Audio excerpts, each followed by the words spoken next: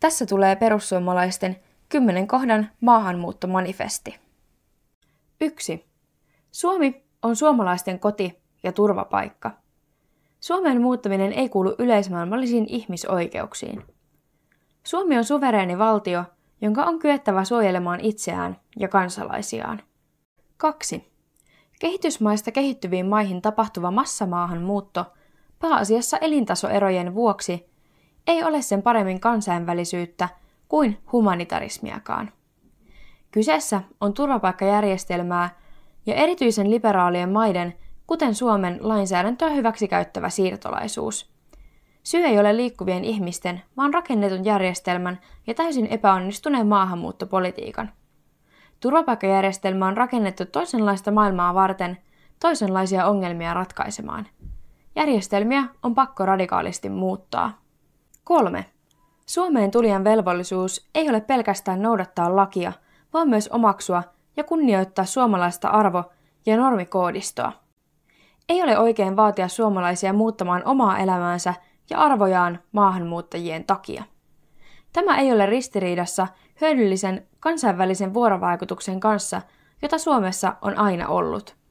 Kansainvälisyys edellyttää toisistaan erottuvia kansoja, joita sitoo riittävä kansallismielisyys. 4.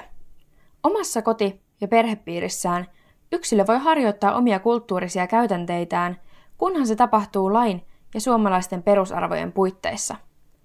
Veronmaksajan ei kuulu huolehtia näiden edistämisestä ja ylläpitämisestä. 5.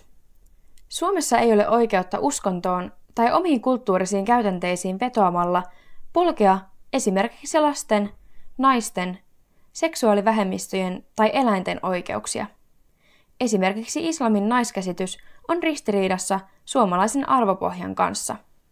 Kulttuureja voidaan arvioida ja vertailla näiden ominaisuuksien pohjalta. 6.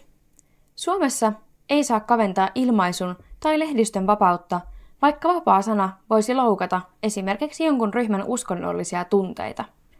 Lehdistö ei ole raportoinut maahanmuuton selvistä ongelmista rehellisesti, mikä on poliittisen kyvyttömyyden ja sokeuden lisäksi oleellinen syy sille, että tilanne on päässyt niin pahaksi. 7. Minkäänlainen kotouttaminen ei ratkaise edes vuosikymmenissä perustavanlaatuisia eroja eri väestöryhmien välillä.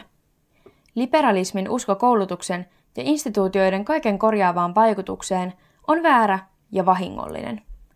Mahdolliset syrjinnän ja syrjäytymisen kokemukset maahanmuuttajanuorilla eivät oikeuta oman pahan olon kostamista yhteiskunnalle esimerkiksi ryhtymällä jengirikolliseksi. 8. Suomen pohjoismainen yhteiskuntamalli perustuu työnteolle. Pysyvä eläminen sosiaalitukien varassa ei ole hyväksyttävää terveellä ihmisellä. Liian löysä sosiaalijärjestelmä yhdistettynä vapaaseen maahanmuuttopolitiikkaan on kokonaisuus, joka ajaa seinään ennemmin tai myöhemmin.